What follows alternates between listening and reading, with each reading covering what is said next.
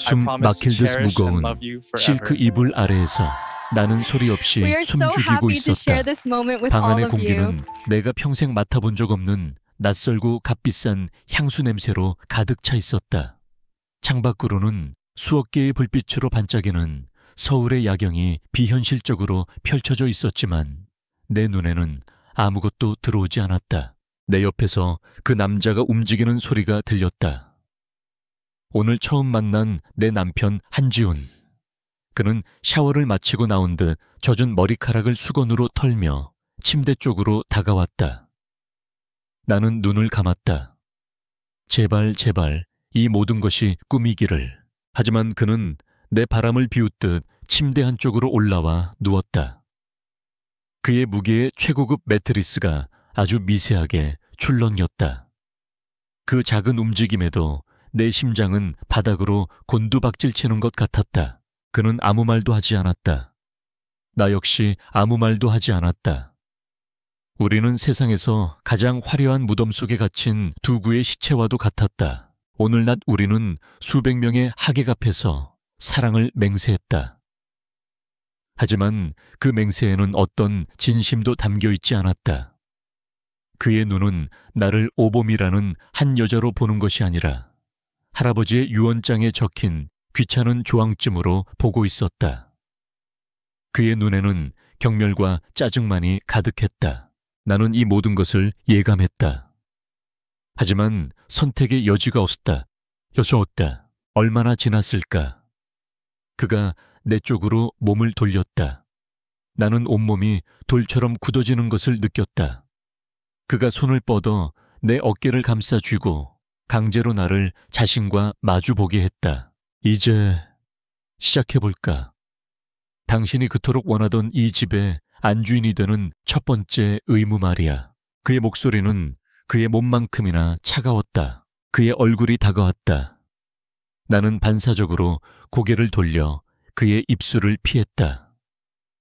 그 순간 그의 움직임이 멎었다. 그의 눈썹이 짜증스럽게 꿈틀거렸다. 뭐 하는 짓이지? 나는 대답할 수 없었다. 공포가 내 목소리를 빼앗아갔다. 그의 손길이 닿는 순간 나는 잊고 있던 과거의 악몽 속으로 끌려 들어가고 있었다. 차가운 강물, 산산조각 나는 유리창, 그리고 나를 버리고 혼자 헤엄쳐 나가던 그 남자의 뒷모습, 배신, 연기는 그만하지. 그가 비웃으며 말했다. 그의 눈에 나의 공포는 돈 많은 남편을 홀리기 위한 순진한 시골 처녀의 계산된 연기로 보였을 것이다. 이게 당신이 바라던 거잖아. 이 결혼, 이 집, 그리고 나까지 다 가지기 위한 첫 번째 관문이라고 생각해. 그의 말이 칼날이 되어 내 가슴에 박혔다. 나는 더 이상 저항하지 않았다. 아니, 저항할 수가 없었다. 내 영혼은 이미 차가운 강물 속에 가라앉고 있었다. 나는 그저 텅 빈 껍데기일 뿐이었다. 그의 손이 내 잠옷의 단추를 하나씩 풀기 시작했다. 그의 손길은 폭력적이지 않았다. 하지만 그 안에는 어떤 온기도 어떤 다정함도 없었다. 그는 마치 아주 비싸지만 마음에 들지 않는 물건의 포장을 뜯는 것처럼 무감각하고 기계적으로 움직일 뿐이었다. 나는 천장에 희미한 얼룩을 세기 시작했다. 하나, 둘, 셋. 그렇게 숫자를 세다 보면 이 끔찍한 시간이 조금이라도 빨리 지나갈 것만 같았다. 그의 몸이 내 위를 덮었을 때 나는 숨을 멈췄다. 그의 무게가 나를 덮쳤던 차가운 강물의 무게와 겹쳐졌다. 나는 물속에 있었다. 숨을 쉴 수 없었다. 살려달라고 소리치고 싶었지만 입에서는 아무 소리도 나오지 않았다. 그는 내 몸 안으로 들어왔다. 나는 아픔을 느끼지 못했다. 나는 아무것도 느끼지 못했다. 나는 그저 아주 높은 곳에서 낯선 남자에게 범해지고 있는 내 몸뚱어리를 무감각하게 내려다보고 있을 뿐이었다. 그는 내 안에서 움직이며 내 귓가에 무어라 속삭였다. 그의 목소리는 멀고 운궁거렸다.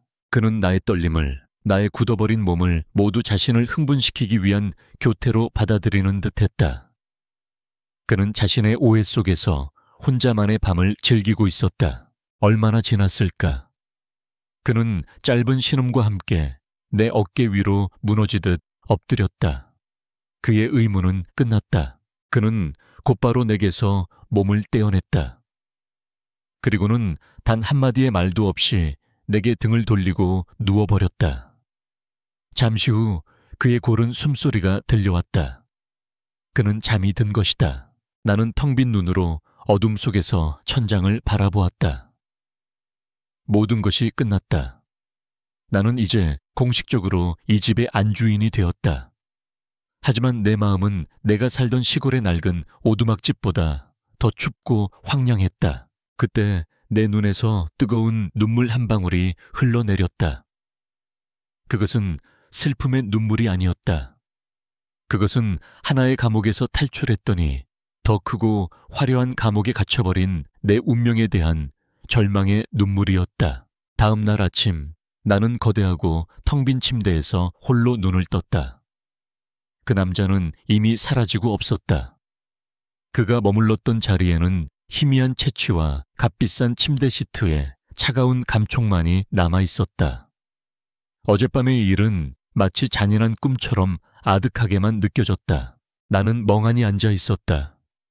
온몸이 욱신거렸지만 그보다 더 아픈 것은 텅 비어버린 내 마음이었다.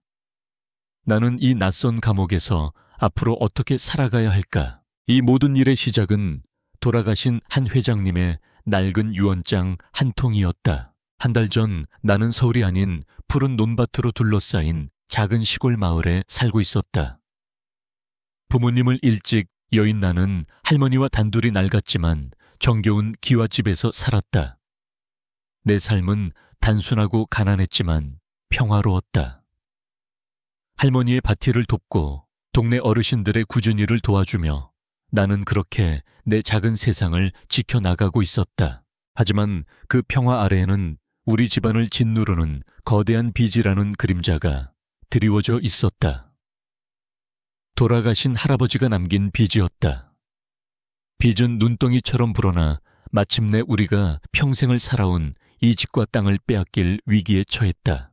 그러던 어느 날 우리 집의 검은색 세단 한 대가 멈춰 섰다.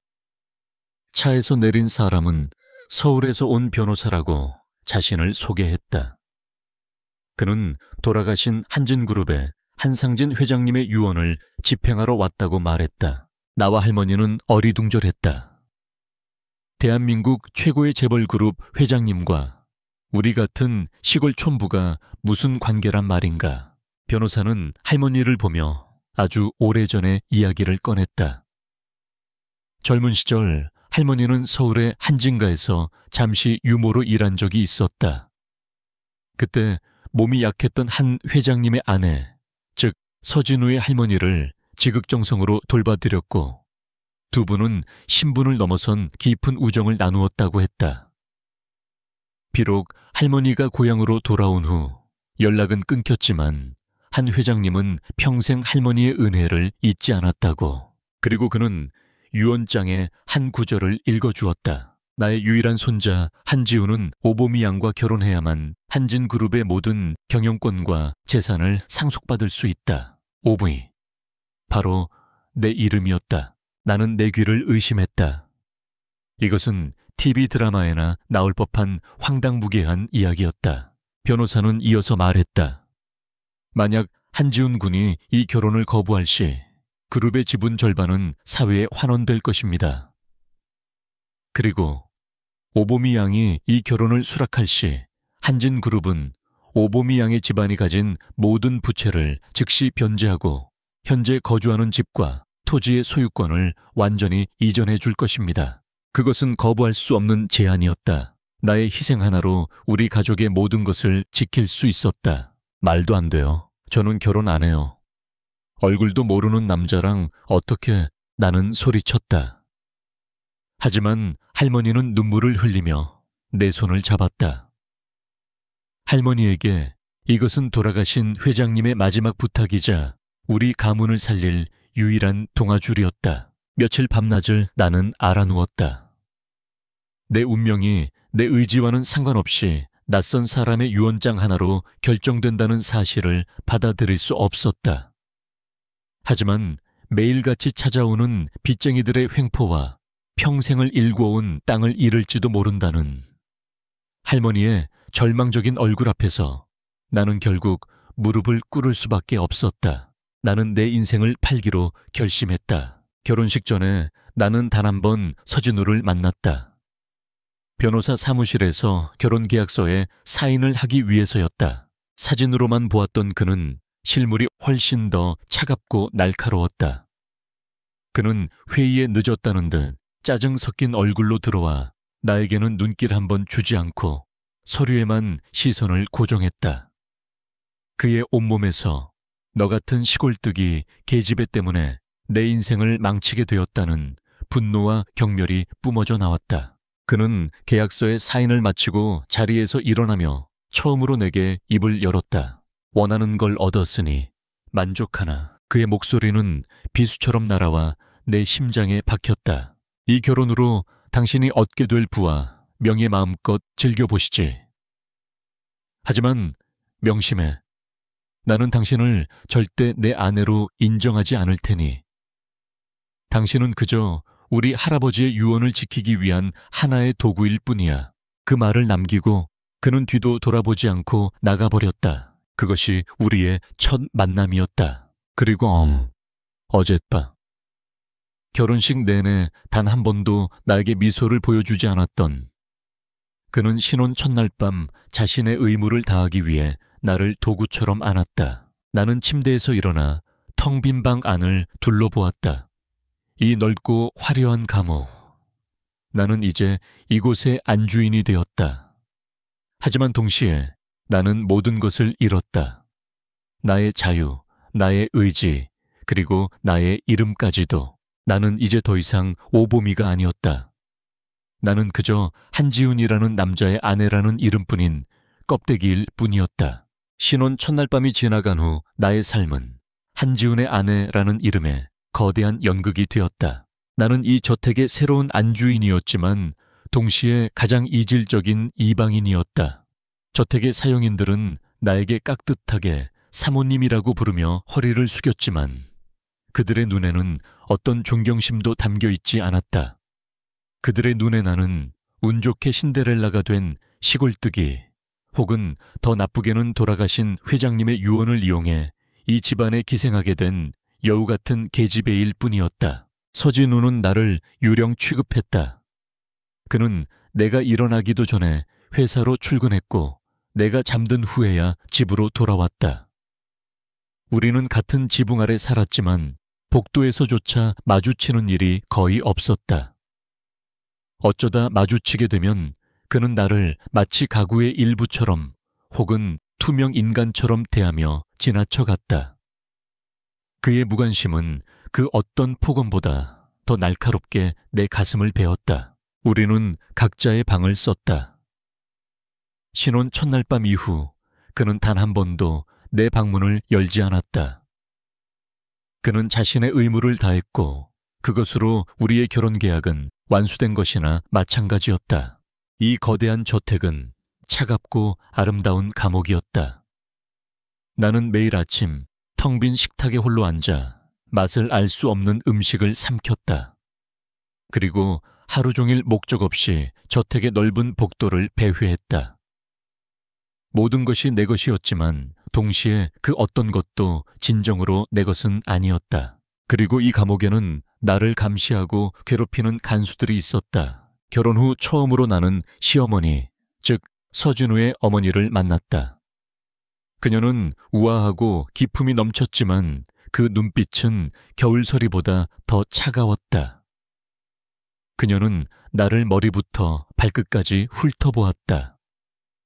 마치 가축시장에 나온 암소의 등급이라도 매기는 듯한 시선이었다. 시골에서만 자랐다더니 행동거지가 영 볼품이 없구나. 그녀가 뱉은 첫마디였다. 앞으로 이 집안의 며느리로서 한진그룹의 안주인으로서 부끄럽지 않도록 모든 것을 처음부터 다시 배워야 할 게다. 내일부터 예절 교육 선생을 붙여주마. 그녀에게 나는 며느리가 아니라 가문의 격에 맞게 뜯어 고쳐야 할 불량품일 뿐이었다. 또 다른 간수는 최유라라는 이름의 여자였다. 그녀는 서진우의 옛 연인이자 지금도 그와 가깝게 지내는 사교계의 유명인이었다. 그녀는 아무렇지 않게 이 집을 드나들었고 시어머니와는 친딸처럼 다정하게 지냈다. 그녀는 나를 볼 때마다 아주 달콤한 목소리로 새언니라고 불렀지만 그 눈에는 독사의 것과 같은 경멸이 서려 있었다. 어머 새언니, 오늘도 정원을 가꾸시나 봐요. 시골에서 하던 버릇은 어쩔 수 없나 봐. 호호. 그녀는 내 투박한 옷차림과 흙이 묻은 내 손을 보며 노골적으로 비웃었다. 그녀는 나와 시어머니가 함께 있는 자리에서 일부러 서진우와의 옛 추억들을 꺼내 놓으며 나를 철저하게 이방인으로 만들었다. 서진우는 이 모든 것을 알고 있었다. 어느 날 저녁 온 가족이 모인 식사 자리에서 시어머니는 내가 젓가락질하는 모습이 교양이 없다며 모두 앞에서 내게 면박을 주었다. 나는 굴욕감에 얼굴이 화끈거려 고개를 숙였다. 나는 나도 모르게 서진우를 쳐다보았다. 아주 작은 희미한 기대감. 그가 내 남편이니까 적어도 형식적으로라도 내 편을 들어주지 않을까 하는. 하지만 그는 아무것도 보지 못한 사람처럼 묵묵히 자신의 식사만 계속하고 있었다. 그의 침묵은 그의 어머니와 최유라의 행동을 암묵적으로 동의하는 것과 같았다. 그래, 그의 눈에도 나는 이 집안에 어울리지 않는 없어져야 할 오점일 뿐인 것이다. 그날 이후 나는 더 이상 아무것도 기대하지 않았다. 나는 이 감옥 속에서 나만의 숨구멍을 찾아야만 했다. 그러던 어느 날 나는 저택의 가장 깊숙한 곳, 사람들의 발길이 거의 닿지 않는 곳에서 잡초가 무성하게 자란 낡은 온실 하나를 발견했다. 유리창은 먼지가 뽀얗게 쌓여 있었고 안의 화분들은 모두 말라 죽어 있었다. 하지만 그곳에 들어서는 순간 나는 이상한 평온함을 느꼈다. 흙냄새와 희미하게 남은 풀냄새가 나를 고향집에 온 것 같은 착각에 빠지게 만들었다. 그날부터 그 온실은 나의 유일한 안식처가 되었다. 나는 매일 그곳으로 갔다. 시어머니의 잔소리도 최유라의 비웃음도 서진우의 차가운 무관심도 닿지 않는 나만의 왕국. 나는 낡은 호미로 잡초를 뽑고 굳은 땅을 일궜다. 말라 죽은 식물들을 걷어내고 어디선가 구해온 들꽃 씨앗을 심었다. 흙을 만지고 식물과 대화하는 동안 나는 비로소 숨을 쉴 수 있었다. 나는 더 이상 한진그룹의 안주인도 서진우의 계약된 아내도 아니었다. 나는 그저 땅을 사랑하는 시골 처녀 오보미일 뿐이었다. 어느덧 해가 지고 나는 흙투성이가 된 채 온실 바닥에 앉아 있었다. 창밖으로 저택의 화려한 불빛들이 하나둘씩 켜지기 시작했다. 저곳은 나의 집이 아니었다. 이 거대한 감옥 속에서 내가 가꾼 이 작은 온실만이 나의 유일한 집이자 숨구멍이었다. 나는 새로 심은 작은 씨앗 하나를 어루만지며 내일은 이 씨앗이 싹을 틔우기를 간절히 기도했다. 온실은 나의 유일한 도피처이자 왕국이었다. 나는 매일 그곳에서 흙을 만지고 죽어가는 식물들을 살려내며 나 자신을 치유했다. 굳은 땅에서 작은 새싹이 돋아날 때면 나는 마치 내 안에서도 희망이 싹트는 것 같은 기분에 사로잡혔다. 나는 이곳에서만큼은 더 이상 한지훈의 아내가 아니었다.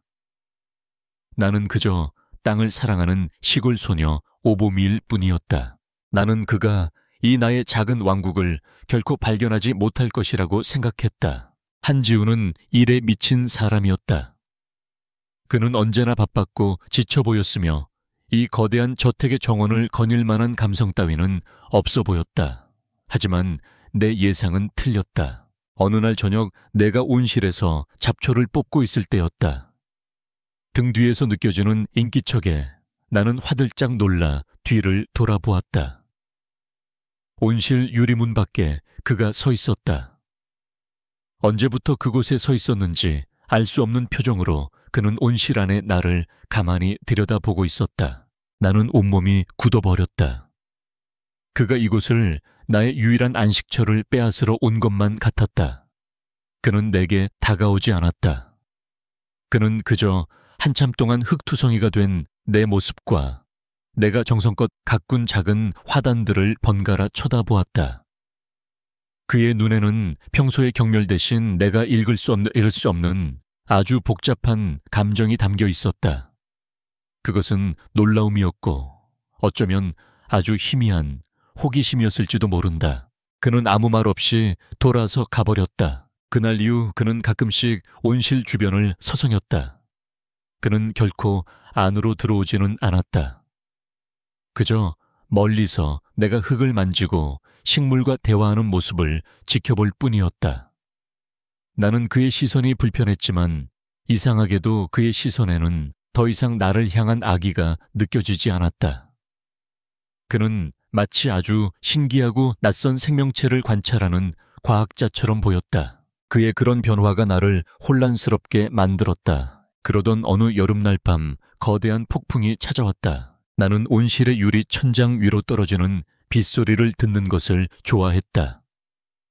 하지만 그날의 비는 평소와 달랐다. 하늘에 구멍이라도 난 듯 장대비가 쏟아졌고 천지를 뒤흔드는 천둥 소리가 연이어 터져 나왔다. 그르릉 쾅 거대한 천둥 소리와 함께 저택 전체가 정전되었다. 온실 안은 순식간에 칠흑 같은 어둠에 휩싸였다. 번개가 칠 때마다 십자 모양의 온실 창살이 섬광처럼 번쩍이며 내 주위를 감옥처럼 에워쌌다. 그 순간 내 머릿속에서 잊고 있던 끔찍한 기억의 스위치가 켜졌다. 어둠, 거센 물살 소리, 그리고 번개처럼 터지던 자동차 헤드라이트. 차가운 강물이 깨진 유리창을 통해 밀려 들어오고 내 몸을 옥죄어오던 그 끔찍한 감각. 살려줘. 제발. 나를 버리고 혼자 헤엄쳐 나가던 그의 뒷모습. 배신. 나는 숨을 쉴 수가 없었다. 과거의 공포가 현재의 폭풍과 뒤섞여 나를 집어삼켰다. 나는 온실 구석에 몸을 웅크리고 머리를 감싸쥔 채 비명을 질렀다. 나는 더 이상 한지훈의 저택에 있는 것이 아니었다. 나는 다시 차가운 강물 속 나를 배신한 그 남자의 자동차 안에 갇혀 있었다. 바로 그때였다. 어둠 속에서 희미한 불빛 하나가 나를 향해 다가왔다. 그리고 익숙하지만 낯선 목소리가 들려왔다. 오보미 씨, 한지훈이었다. 그는 손전등을 들고 폭풍우를 뚫고 나를 찾아 이곳까지 온 것이었다. 오보미 씨 괜찮아요. 그가 내 앞에 멈춰 섰다. 나는 공포에 질려 그를 알아보지 못하고 손을 내저으며 소리쳤다. 오지 마 저리가. 내 격렬한 반응에 그는 당황한 듯 더 이상 다가오지 않았다. 그는 내가 지금 제정신이 아니라는 것을, 무언가에 단단히 붙잡혀 있다는 것을 알아차린 듯 했다. 그는 어쩔 줄 몰라 하며 내 주변을 서성였다. 평소의 그 냉정하고 자신만만한 모습은 온데간데 없었다. 그는 그저 고통받는 작은 짐승 앞에서 어쩔 줄 몰라 하는 한 명의 서툰 남자일 뿐이었다. 그는 나를 만지는 대신 내게서 조금 떨어진 곳에 조용히 주저앉았다. 그리고는 아주 낮고 차분한 목소리로 나에게 말을 걸기 시작했다. 괜찮아요. 괜찮아. 여기는 안전해. 그는 폭풍에 대해, 정전된 저택에 대해, 그리고 내가 가꾸던 작은 꽃들에 대해 두서없이 이야기했다. 그의 목소리는 폭풍우 치는 바다 한가운데서 내가 붙잡을 수 있는 유일한 닭과도 같았다. 나는 그의 목소리에 집중하려 애썼다. 그의 목소리를 따라 나는 서서히 나를 짓누르던 차가운 강물 속에서 빠져나오기 시작했다. 거친 숨소리가 잦아들고 미친 듯이 뛰던 심장도 서서히 안정을 되찾았다. 얼마나 지났을까? 폭풍이 조금씩 잦아들고 내 의식도 점차 현실로 돌아왔다. 나는 텅 빈 눈으로 내 앞에 앉아있는 남자를 보았다.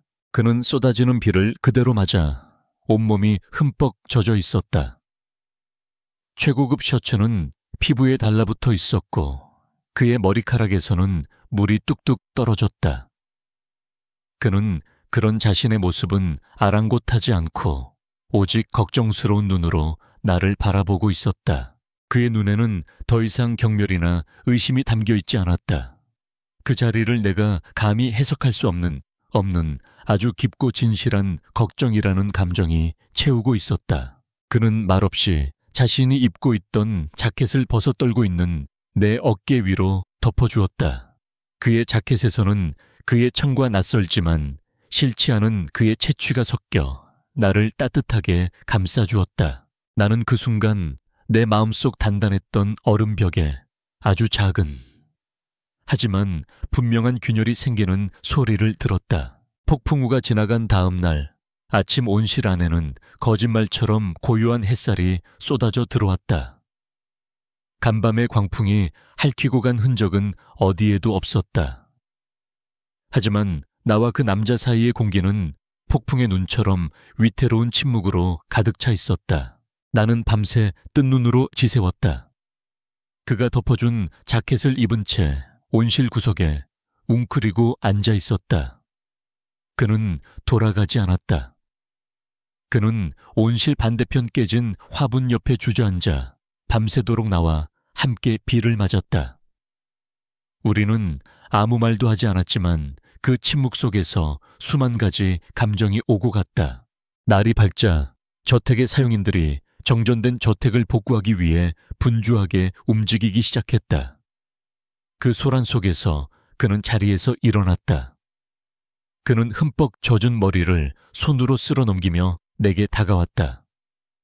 나는 나도 모르게 몸을 움츠렸다. 그는 내 앞에서 멈춰 섰다. 그리고는 아무 말 없이 내게 손을 내밀었다. 그의 손은 크고 단단했다. 그 손을 잡아야 할지 말아야 할지 나는 망설였다. 어젯밤 그의 손은 나를 공포로부터 끌어내 주었다.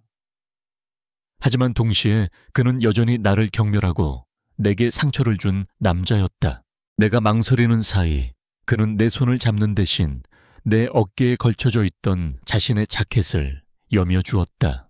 일단 씻어요. 감기 들겠어. 그의 목소리는 잠겨 있었고 어색했다. 그는 그 말을 남기고 먼저 온실을 나갔다. 나는 그의 뒷모습을 멍하니 바라보았다. 그의 어깨는 젖은 셔츠 너머로도 넓고 단단해 보였지만 어딘지 모르게 아주 조금은 작아 보였다. 그날 이후 저택의 모든 것이 미묘하게 바뀌었다. 그는 더 이상 나를 투명인간 취급하지 않았다. 그는 내가 어디에 있든 무엇을 하든 나를 의식하고 있었다. 그의 시선은 더 이상 경멸로 가득 차 있지 않았다. 그 자리를 내가 이해할 수 없는 하는 혼란과 의문이 채우고 있었다. 그는 마치 아주 어려운 수학 문제를 마주한 사람처럼 보였다. 시어머니와 최유라의 괴롭힘도 눈에 띄게 줄었다. 아마도 그가 뒤에서 무언의 압력을 넣은 것이리라. 하지만 나는 조금도 기쁘지 않았다. 그의 이런 변화는 나를 위한 것이 아니었다. 그는 그저 자신의 머릿속을 어지럽히는 문제, 즉 오봄이라는 여자의 정체를 파악하기 위해 주변 환경을 통제하고 있을 뿐이었다. 나는 다시 내 온실로 숨어들었다. 나는 그에게 내 가장 약한 모습을, 내 영혼의 가장 깊은 상처를 들켜버렸다. 그것은 끔찍한 수치심으로 다가왔다. 나는 다시 단단한 껍질 속에 나를 가두었다. 어젯밤의 일은 그저 폭풍우가 만들어낸 하룻밤의 해프닝일 뿐이라고. 나는 그에게 어떤 빚도 지지 않았다고. 그는 몇 번이고 내게 말을 걸려 시도했다. 어젯밤에는 왜 그랬어요? 그가 식탁에서 혹은 복도에서 조심스럽게 물었다. 폭풍이 무서운 겁니까? 나는 그의 질문에 아무 감정 없는 얼굴로 대답했다. 시골에서는 흔한 일이라 그냥 조금 놀랐을 뿐이에요. 내 대답은 거짓말이었다. 하지만 나는 그에게 진실을 말해줄 수 없었다. 내 상처는 그가 이해할 수 있는 종류의 것이 아니었다. 그리고 나는 그에게서 동정을 받고 싶지 않았다. 그의 동정은 그의 경멸보다 더 나를 비참하게 만들 것이었다. 나의 철벽 같은 태도에 그는 더 이상 아무것도 묻지 않았다. 대신 그는 다른 방식으로 나를 관찰하기 시작했다. 어느 날 나는 온실에서 물에 빠지는 꿈을 꾸고 비명을 지르며 깬 적이 있었다. 그날 이후 그는 저택의 모든 수영장과 연못에 높은 울타리를 치라고 지시했다. 또 어느 날은 내가 좁은 창고에 갇히는 꿈을 꾸고 식은땀을 흘린 적이 있었다. 그 다음 날 그는 저택의 모든 창고문을 안에서도 쉽게 열 수 있는 최신식 안전장치로 교체하라고 명령했다. 그는 내가 가진 공포의 정체를 알지 못했다. 하지만 그는 내가 무언가를 극도로 두려워한다는 사실을 어렴풋이 눈치채고 있었다. 그는 탐정처럼 나의 작은 행동 하나하나에서 단서를 찾고 나를 위협하는 모든 가능성들을 하나씩 제거해 나가고 있었다. 그의 이런 집착적인 보호는 나를 숨막히게 만들었다. 그는 나를 안전하게 만들고 있었지만 동시에 나를 더 큰 감옥 안에 가두고 있었다. 나는 마침내 폭발했다. 그날 저녁 그가 저택의 모든 창문에 방탄 필름을 붙이라고 지시했다는 사실을 알게 되었을 때 나는 그의 서재로 찾아갔다. 대체 왜 이러시는 거예요? 내가 소리쳤다. 저를 감시하는 것도 모자라서 이제는 제 모든 것을 통제하시려는 건가요? 제가 뭘 무서워하는지 그게 그렇게 궁금하세요. 그는 내 분노 앞에서 아무 말도 하지 못했다. 그는 그저 고통스러운 얼굴로 나를 바라볼 뿐이었다. 제게서 원하는 게 뭐예요? 대체 그는 한참 동안 침묵했다. 그리고는 아주 지친 목소리로 내게 말했다. 나는 당신을 모르겠어. 그의 고백은 내 모든 분노를 한순간에 무력하게 만들었다. 당신은 내가 아는 그 어떤 여자와도 달라. 돈을 원하지도 않고 내게 잘 보이려 하지도 않아. 오히려 나를 밀어내지. 그런데 동시에 당신은 내가 평생 본 그 누구보다 약해 보여. 금방이라도 부서져 내릴 것처럼. 그는 내게 다가왔다. 그는 내게서 한 걸음 떨어진 곳에 멈춰 서서 내 눈을 똑바로 쳐다보며 말했다. 그의 눈에는 더 이상 혼란이 아닌 단호한 결심이 서려 있었다. 그래서 알아야겠어. 당신이 누군지, 당신을 그렇게 아프게 하는 게 뭔지 내가 알아내야겠다고. 그의 말은 내게는 사형 선고나 다름없었다. 그는 내 과거를 파헤치려 하고 있었다. 내가 평생을 숨겨왔던 나의 가장 끔찍한 비밀을. 나는 공포에 질려 그에게서 도망쳤다. 그날 밤 한지우는 자신의 충직한 비서에게 전화를 걸었다. 김 비서, 네 회장님, 오봄이. 내 아내에 대해서 알아봐. 그의 목소리는 강철처럼 차갑고 단단했다. 태어나서부터 지금까지 그녀의 모든 것을 단 하나도 빠짐없이. 그의 선전포고 이후 나는 벼랑 끝에 선 기분이었다. 그는 내 과거를 파헤칠 것이다. 내가 누구인지, 나를 아프게 하는 것이 무엇인지 알아내려 할 것이다. 나는 내 의지와 상관없이 벌거벗겨진 채 그의 해부대 위에 오르게 될 운명이었다. 며칠 동안 저택 안에는 폭풍전야와 같은 무거운 침묵이 흘렀다. 한지우는 내 눈앞에 나타나지 않았다. 그는 마치 이 세상에 존재하지 않는 사람처럼 자신의 서재와 사무실에 틀어박혀 나오지 않았다. 사용인들은 모두 그의 눈치를 보며 숨소리조차 조심스럽게 내쉬었다. 나는 그 침묵의 시간이 사형수가형 집행을 기다리는 시간처럼 끔찍하게 느껴졌다. 그는 내 과거를 어디까지 알아냈을까? 나의 어떤 비밀을 손에 쥐고 나를 어떻게 무너뜨릴 계획을 세우고 있을까? 나흘째 되던 날, 나는 온실에서 흙을 만지고 있었다. 불안할 때마다 흙을 만지면 조금은 마음이 진정되는 것 같았다. 그때 온실 문이 열리고 그가 안으로 들어왔다. 나는 숨을 삼켰다. 그의 모습은 며칠 사이에 완전히 다른 사람처럼 변해 있었다. 그는 지독한 악몽이라도 꾼 사람처럼 얼굴이 하얗게 질려 있었고 눈은 붉게 충혈되어 있었다. 완벽하게 관리되던 그의 머리는 헝클어져 있었고 그의 턱에는 거뭇한 수염 자국이 나 있었다. 그는 나를 보지 못했다. 아니, 보지 않으려는 듯했다. 그는 멍하니 내가 정성껏 가꾼 화단들을 둘러보았다. 그의 시선은 이제 막 꽃망울을 터뜨린 작은 들꽃 위에 머물렀다. 그는 한참 동안이나 말이 없었다. 나는 그의 침묵이 내 심장을 옥죄어 오는 것 같았다. 차라리 소리를 지르거나 나를 비난하는 편이 나았다. 마침내 그가 입을 열었다. 그의 목소리는 바싹 마른 나무집처럼 건조하고 위태롭게 떨리고 있었다. 꽃을 좋아하는군. 그의 말은 질문이 아니었다. 그저 혼잣말에 가까웠다.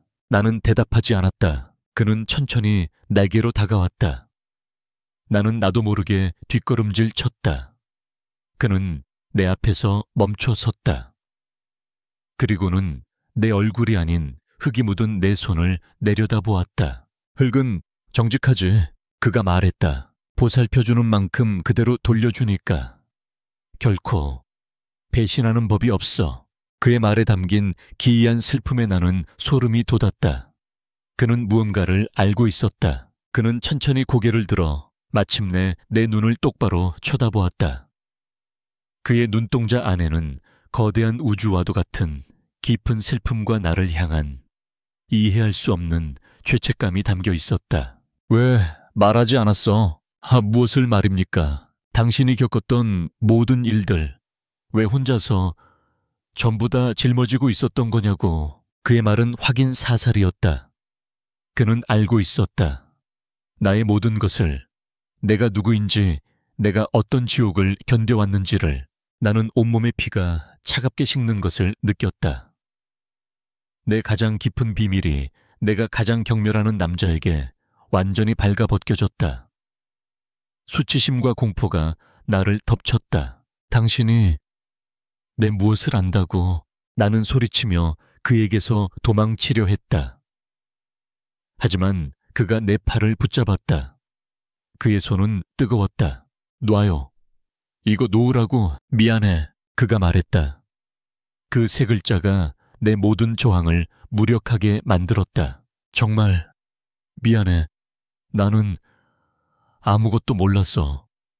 당신이 그런 끔찍한 일을 겪었다는 것도 모르고 나는 당신을 내 멋대로 판단하고 상처 주고 괴롭혔어. 그의 목소리는 죄인의 고해성사처럼 절절했다. 나는 쓰레기만도 못한 놈이야. 그는 내 팔을 잡은 채 그대로 내 앞에 무릎을 꿇었다. 이 오만하고 거대했던 남자가 흙투성이인 내 운동화 앞에 자신의 모든 자존심을 내던지고 있었다. 나는 그 자리에 얼어붙었다. 내가 상상했던 그 어떤 반응도 아니었다. 조롱도 동정도 아니었다. 그는 지금 자신의 죄를 인정하고 내 앞에서 온전한 진심으로 용서를 구하고 있었다. 당신을 차가운 강물 속에 혼자 버려두고 도망쳤던 그 남자. 그가 떨리는 목소리로 내 과거의 망령을 입에 담았다. 지금 어디에 있지? 그의 질문은 내 마지막 남은 이성의 끈을 끊어버렸다. 그는 알고 있었다. 내게 무슨 일이 있었는지 아주 상세하게 모두 다 알고 있었다. 나는 더 이상 아무 생각도 할 수 없었다. 나는 그저 내 앞에 무릎 꿇고 있는 남자를 텅 빈 눈으로 내려다볼 뿐이었다. 그는 알고 있었다. 나의 지옥을 모두 다 알고 있었다. 그의 무릎 꿇은 모습과 내 지옥을 모두 알고 있다는 그 끔찍한 진실 앞에서 나는 도망쳤다. 온실을 뛰쳐나와 내 방으로 달려가 문을 잠갔다. 나는 문에 기댄 채 심장이 터져버릴 것처럼 헐떡였다. 그의 고백은 내 안에 잠들어 있던 모든 과거를 헤집어 놓았다. 분노, 슬픔, 배신감, 그리고 그를 향한 설명할 수 없는 연민. 모든 감정이 뒤엉켜 나를 거대한 소용돌이 속으로 몰아넣었다. 나는 그가 나를 어떻게 할지 몰라 두려웠다. 내 과거를 약점 삼아 나를 더 교묘하게 괴롭힐지도 모른다. 혹은 자신의 죄책감을 덜기 위해 나를 값비싼 인형처럼 대하며 동정할지도 모른다. 그 어떤 것도 내가 원하는 바가 아니었다. 하지만 다음 날 그는 내 예상과는 전혀 다른 방식으로 움직이기 시작했다. 그는 나를 찾아오지 않았다. 대신 그의 서툰 사죄가 시작되었다. 아침 식사로 내 방 문 앞에는 시골 밥상이 차려져 있었다. 내가 어릴 적 할머니가 해주시던 구수한 된장찌개와 나물 반찬들이었다. 그가 이 저택의 최고급 셰프에게 일부러 촌스러운 시골 음식을 만들라고 지시한 것이 분명했다. 점심에는 온실 앞에 작은 상자들이 놓여 있었다. 상자 안에는 구하기 힘든 희귀한 들꽃 씨앗들과 최고급 원예 도구들이 들어있었다. 나는 그가 보낸 음식에 손도 대지 않았고 상자들은 열어보지도 않은 채 그대로 두었다. 이것은 그의 또 다른 기만일 뿐이라고 나는 생각했다. 그는 자신의 죄책감을 이런 물질적인 것들로 덮어버리려 하고 있었다. 그는 여전히 나를, 나의 상처를 제대로 마주볼 용기가 없는 것이다. 나의 냉담한 반응에도 그의 서툰 사죄는 계속되었다. 그는 내가 유일하게 마음을 여는 공간이 온실이라는 것을 알고 그곳을 통해 내게 다가오려 했다. 어느 날은 온실 지붕에 깨진 유리창이 하룻밤 사이에 새 것으로 교체되어 있었다. 또 어느 날은 낡아서 삐걱거리던 온실 문에 누군가 기름칠을 해놓은 흔적이 보였다. 모두 그가 한 짓이었다. 그는 자신의 존재를 드러내지 않은 채 유령처럼 나의 작은 왕국을 보살피고 있었다. 나는 그의 행동이 불편하고 혼란스러웠다. 그를 계속 미워하고 싶은데 그의 이런 서툰 진심이 자꾸만 내 마음의 벽을 흔들었다. 그러던 어느 비 오는 밤 사건이 터졌다. 나는 창밖을 보다가 온실 쪽에서 새어나오는 희미한 손전등 불빛을 발견했다. 심장이 철렁 내려앉았다. 이 밤에 누가 온실에 나는 불안한 마음에 우산을 들고 온실로 향했다. 온실 안에는 한지훈이 있었다. 그는 비에 흠뻑 젖은 채 사다리 위에 올라가 비가 새는 유리 천장 틈을 실리콘으로 막고 있었다. 그의 서툰 손놀림에 실리콘은 엉망으로 칠해지고 있었고 그의 최고급 셔츠는 흙탕물과 비로 얼룩져 있었다. 그는 왜 이런 짓을 하고 있는 걸까? 이런 일은 사람을 시키면 그만일 텐데 그는 내 인기척을 느끼지 못한 채 작업에만 열중하고 있었다. 그때였다. 그가 젖은 사다리에서 발을 헛디디며 아래로 미끄러졌다. 그는 균형을 잡으려다 날카로운 유리 조각에 팔을 베이고 말았다. 그의 팔에서 붉은 피가 흘러내렸다. 나는 나도 모르게 그에게 달려갔다. 나는 내 손수건을 꺼내 그의 팔에서 흐르는 피를 꾹 눌러 지혈했다. 그는 놀란 눈으로 나를 바라보았다. 우리가 처음으로 아주 가까운 거리에서 서로의 눈을 마주 보았다. 그의 눈에는 빗물인지 눈물인지 모를 액체가 가득 고여 있었다. 왜 이런 짓을 해요? 내가 떨리는 목소리로 물었다. 사람을 시키면 되잖아요. 왜 직접? 그는 내 질문에 대답 대신 아주 지친 목소리로 내게 말했다. 당신이 비가 새는 곳에서 자는 꿈을 꿀까봐. 그의 말은 내 심장을 그대로 관통했다. 그는 내가 아니라 내 악몽을 걱정하고 있었다. 내가 다시는 그 차가운 강물 속에 갇히지 않도록. 그는 이 비를 맞으며 서툰 손으로 나의 작은 왕국을 지켜주고 있었던 것이다. 바보. 내 입에서 나도 모르게 그런 말이 튀어나왔다. 정말 바보 같은 사람, 내 눈에서 뜨거운 눈물이 흘러내렸다. 그것은 더 이상 증오나 분노의 눈물이 아니었다. 그것은 그의 서툰 진심 앞에서 결국 무너져 내리고 만 내 마음의 소리였다. 나는 그의 피 묻은 팔을 잡은 채 한참 동안이나 울었다. 그는 아무 말 없이 다른 쪽 팔로 그런 나를 조심스럽게 감싸 안았다. 그의 젖은 몸은 차가웠지만 이상하게도 그의 품은 너무나도 따뜻했다. 나는 그를 계속 미워해야만 했다. 하지만 나는 이제 더 이상 그럴 수 없다는 것을 깨달았다. 그의 서툰 진심이 나를 자꾸만 흔들고 있었다. 아니, 이미 전부 다 흔들어버린 후였다. 그날 밤 온실에서의 그 순간 이후 우리 사이에 보이지 않던 벽이 허물어졌다. 우리는 더 이상 서로를 탐색하거나 시험하지 않았다. 우리는 그저 서로의 존재를, 서로의 상처를 조용히 받아들이기 시작했다. 그는 변했다. 더 이상 나를 혼란스럽게 만들지 않았다. 그는 자신의 마음을 아주 서툴지만 진솔하게 보여주기 시작했다. 그는 더 이상 값비싼 선물을 보내지 않았다. 대신 그는 자신의 시간을 내게 주었다. 우리는 함께 저녁을 먹고 함께 정원을 산책하고 함께 온실을 가꾸었다. 그의 변화는 이 저택의 다른 사람들에게는 충격이었을 것이다.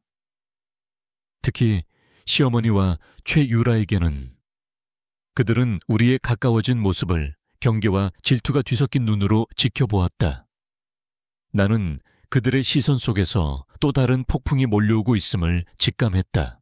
그리고 그 폭풍은 내가 가장 행복했던 순간에 가장 잔인한 방식으로 찾아왔다. 그날은 한지후은이 처음으로 나를 저택 밖으로 데리고 나간 날이었다. 그는 나를 데리고 작은 식물원으로 향했다.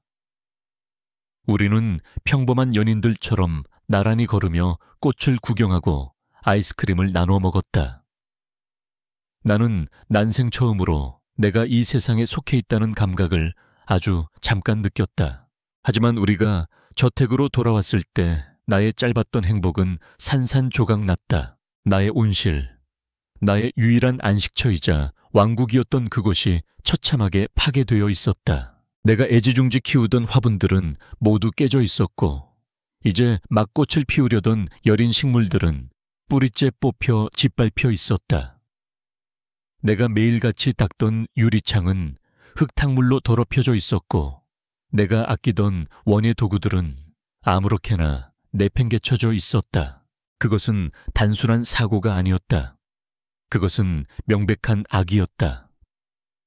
나의 가장 소중한 것을 가장 잔인하게 짓밟아 내 영혼을 파괴하려는 나는 무너져 내렸다. 다리에 힘이 풀려 깨진 화분 조각과 흙더미 위에 그대로 주저앉았다. 눈물이 쏟아졌다. 이 저택에서 나를 버티게 해주었던 유일한 희망이, 나의 작은 세상이 완전히 파괴되었다. 내 옆에 서 있던 한지훈의 얼굴이 얼음처럼 차갑게 굳어졌다. 그의 눈에서 내가 한 번도 본 적 없는 서늘하고 무서운 분노가 타오르고 있었다. 그는 범인이 누구인지 묻지 않아도 알고 있었다. 그는 말없이 내 앞에 무릎을 꿇고 앉아 내 어깨를 감싸 안았다. 그리고는 부서진 온실이 아닌 저택의 본관을 향해 얼음 같은 목소리로 말했다. 박비서, 어머니와 최유라 씨 지금 당장 거실로 모셔. 그는 나를 부축해 일으켜 거실로 향했다. 거실 소파에는 시어머니와 최유라가 아무것도 모른다는 듯 우아하게 차를 마시고 있었다. 어머, 이제 들어오니 저녁 식사 준비하라고 해야겠구나. 시어머니가 말했다.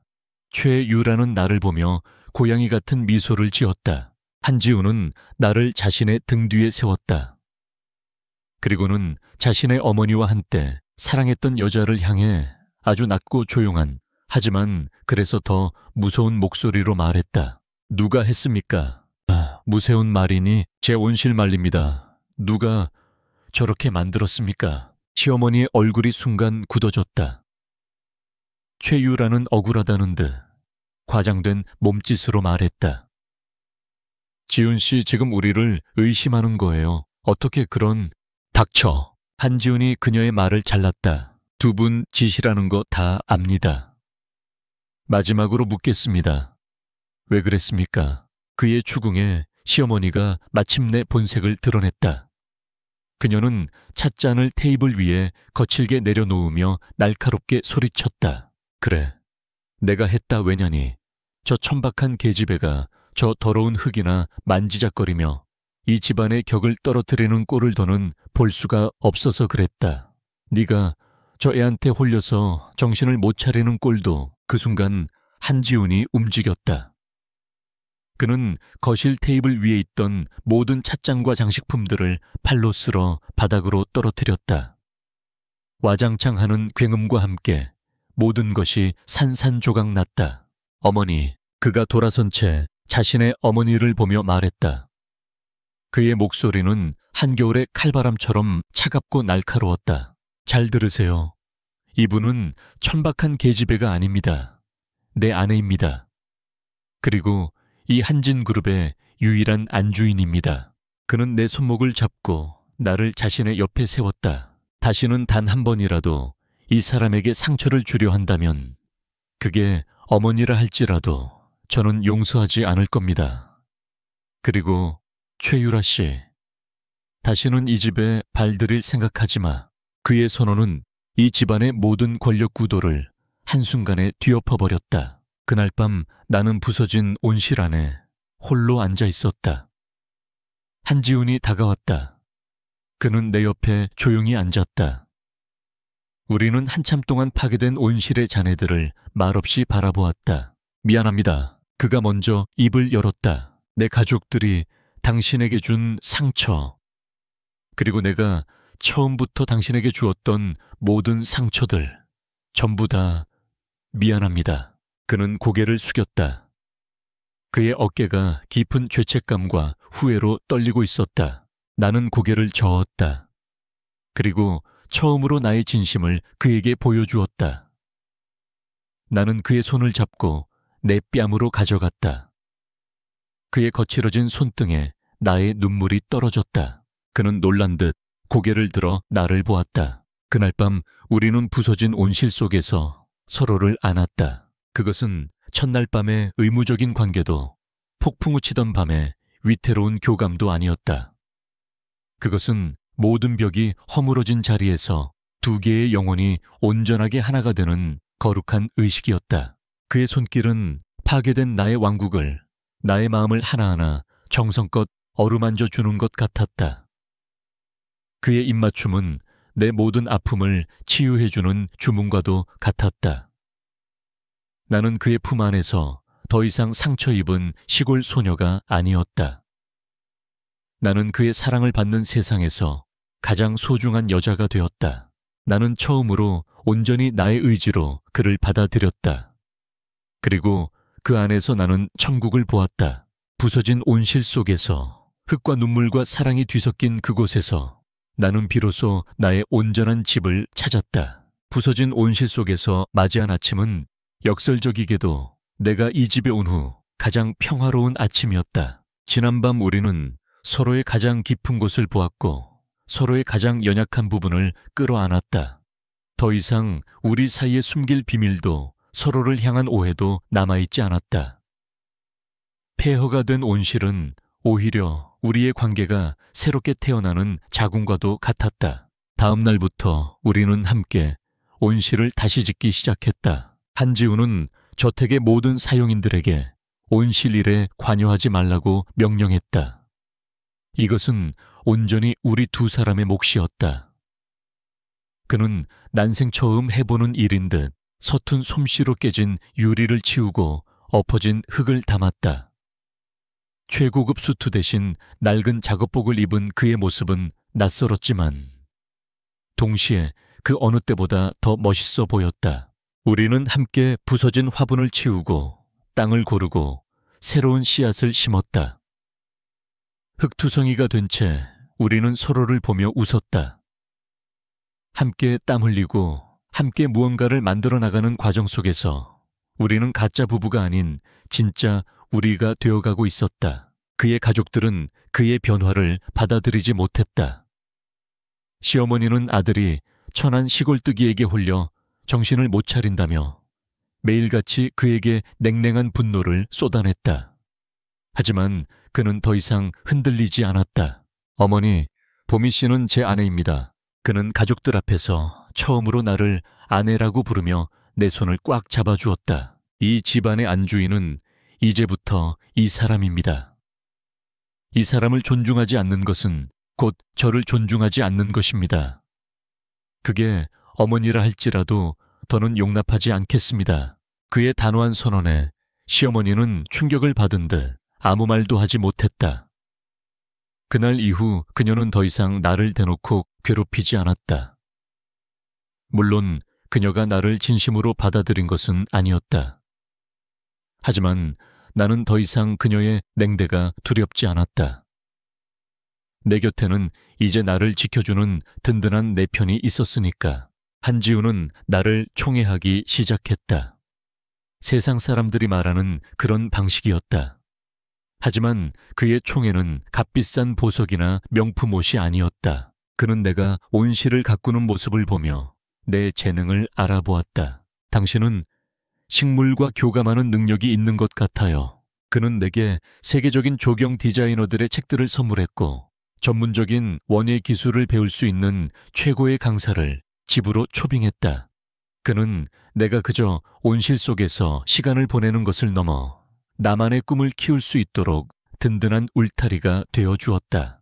그는 나의 작은 습관 하나하나를 기억하고 배려해 주었다. 내가 시골에서 먹던 거친 보리밥을 좋아한다는 것을 알고는 저택의 주방장에게 매일 보리밥을 짓게 했다. 내가 빗소리를 들으면 불안해한다는 것을 알고는 비 오는 날이면 언제나 말없이 내 곁에 앉아 내가 잠들 때까지 손을 잡아주었다. 그의 그런 다정함은 때로는 나를 어리둥절하게 만들었다. 왜 저한테 이렇게 잘해주세요? 어느 날 밤 나는 그의 품에 안겨 물었다. 그는 내 머리카락을 부드럽게 쓸어 넘기며 낮은 목소리로 대답했다. 당신이니까. 아기시했대. 당신이 오봄이라서 내가 상처 줬고 내가 아프게 했고 그리고 내가 사랑하는 유일한 여자니까. 그의 고백에 나는 그의 품에 더 깊이 파고들었다. 우리의 밤은 더 이상 상처를 치유하기 위한 의식이 아니었다. 그것은 서로의 사랑을 확인하고 서로에게 깊이 빠져드는 온전한 기쁨의 시간이 되었다. 그는 내 몸의 모든 것을 심지어 나의 흉터까지도 사랑하고 경배했다. 그의 품 안에서 나는 비로소 내가 여자라는 사실을 사랑받을 자격이 충분한 한 명의 여자라는 사실을 깨닫게 되었다. 계절이 바뀌고 우리의 온실은 다시 예전의 모습을 되찾았다. 아니, 예전보다 더 아름답고 풍성한 생명력으로 가득 차게 되었다. 어느 맑은 날 한지우는 나에게 온실을 위한 특별한 선물을 주었다. 그것은 세상의 모든 희귀한 야생화 씨앗들이 담긴 나무 상자였다. 그리고 그는 내게 자신의 꿈을 이야기했다. 나는 이 차가운 저택을 당신의 온실처럼 만들고 싶어. 그는 내 손에 저택 전체의 조감도를 펼쳐 보였다. 당신의 손으로 이 삭막한 곳을 살아 숨쉬는 공간으로 만들어줘. 당신이 꿈꾸는 정원으로. 그것은 내게 주어진 첫 번째 공식적인 프로젝트였다. 그는 나를 더 이상 보호받아야 할 연약한 아내가 아닌 자신의 파트너로서 이 집의 진정한 주인으로서 인정하고 있었다. 나는 조감도를 든 채 새로워진 온실과 그 너머의 거대한 저택을 바라보았다. 그리고 내 옆에 서 있는 그를 보았다. 나는 더 이상 이 저택의 이방인이 아니었다.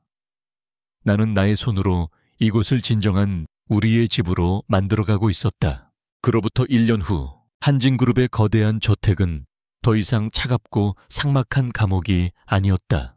나의 손길이 닿은 그곳은 사계절 내내 다채로운 꽃들이 피어나고 푸른 생명력으로 가득 찬 아름다운 정원이 되어 있었다. 오늘 그 정원에서는 특별한 자선 파티가 열리고 있었다. 내가 기획하고 한진그룹이 후원하는 소외계층 아동들을 위한 행사였다. 나는 더 이상 숨거나 도망치지 않았다. 나는 한울재단의 이사장 윤서아처럼, 하윤의 정원의 대표 오보미처럼 내 이름으로, 내 얼굴로 세상과 당당히 마주 서고 있었다. 우리 아내 오늘 정말 멋진데 어느새 다가온 한지훈이 내 허리를 감싸 안으며 귓가에 속삭였다. 나는 그의 품에 자연스럽게 기대며 웃었다. 그의 몸에서는 이제 차가운 위스키 향 대신 내가 좋아하는 흙냄새와 풀냄새가 희미하게 섞여났다. 우리는 함께 파티를 즐기는 사람들과 우리가 함께 가꾼 정원을 둘러보았다. 저편에서는 시어머니가 다른 재벌가 사모님들에게 정원의 희귀한 꽃 품종에 대해 자랑을 하고 있는 모습이 보였다. 그녀는 여전히 나를 살갑게 대하지는 않았지만 더 이상 나를 무시하거나 경멸하지 않았다. 그녀는 마지못해 하지만 분명히 나를 이 집의 새로운 주인으로, 자신의 며느리로 인정하고 있었다. 모든 것이 제자리를 찾은 것 같았다. 파티가 무르익을 무렵 지훈과 나는 몰래 그곳을 빠져나와 우리의 첫 번째 장소 그 작은 온실로 향했다. 1년 전 폐허 속에서 우리가 서로의 상처를 보듬어 안았던 바로 그곳. 이제 그곳은 아름다운 꽃들로 가득 찬 우리만의 비밀스러운 성소가 되어 있었다. 우리는 온실 안에 작은 벤치에 나란히 앉았다. 우리는 아무 말도 하지 않았지만 서로의 마음을 읽을 수 있었다. 나는 지난 시간들을, 우리의 기적 같았던 여정을 떠올렸다. 사람들은 나를 경멸받던 시골 처녀의 인생 역전이라고 말했다. 재벌계 시집와서 엄청난 총애를 받게 된 신데렐라라고. 하지만 그들은 아무것도 몰랐다. 나의 인생 역전은 내가 한지훈의 아내가 되었기 때문이 아니었다. 그것은 내가 오봄이라는 나 자신을 온전하게 되찾았기 때문이었다. 나는 그의 그늘 아래서가 아니라 그의 지지 속에서 내 힘으로 내 두 발로 일어섰다. 그가 내게 준 엄청난 총애는 값비싼 보석이나 화려한 드레스가 아니었다. 그것은 나의 아픔을 자신의 아픔처럼 여겨주는 그의 공감이었고, 내가 꿈을 이룰 수 있도록 묵묵히 나를 믿어준 그의 지지였으며, 그리고 무엇보다 나의 있는 그대로의 모습을, 나의 흉터까지도 세상에서 가장 아름답다고 말해주는 그의 사랑이었다. 우리의 시작은 최악이었다. 오해와 경멸, 그리고 강요된 계약.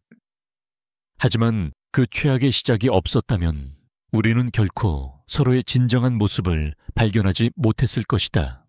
우리의 결혼은 우리를 묶는 족쇄였지만 동시에 서로의 상처를 마주보게 만드는 거울이기도 했다. 나는 내 옆에 앉은 남자를 바라보았다. 그는 더 이상 외로운 얼음 황제가 아니었다. 그는 사랑하는 법을, 그리고 사랑받는 법을 알게 된 따뜻한 한 명의 남자였다. 그가 나를 구원한 것이 아니었다. 내가 그를 구원한 것도 아니었다. 우리는 서로를 통해 스스로를 구원할 용기를 얻었을 뿐이다. 무슨 생각해? 그가 내 손을 잡으며 물었다. 나는 그의 어깨에 머리를 기댔다. 그냥 우리가 얼마나 멀리 왔는지 생각하고 있었어요. 그는 대답 대신 내 손을 더 꽉 잡아주었다. 행복은 동화 속의 왕자님을 만나는 것이 아니었다. 행복은 내 안에 죽어있던 정원을 함께 가꾸어 나갈 사람을 만나는 것이었다. 때로는 비바람에 맞서고, 때로는 뜨거운 햇볕 아래 함께 땀 흘리며, 그렇게 하루하루 작은 씨앗 하나하나에 정성을 다하는 것. 그것이 바로 우리가 잿더미 속에서 함께 찾아낸 소박하지만 단단한 행복의 모습이었다.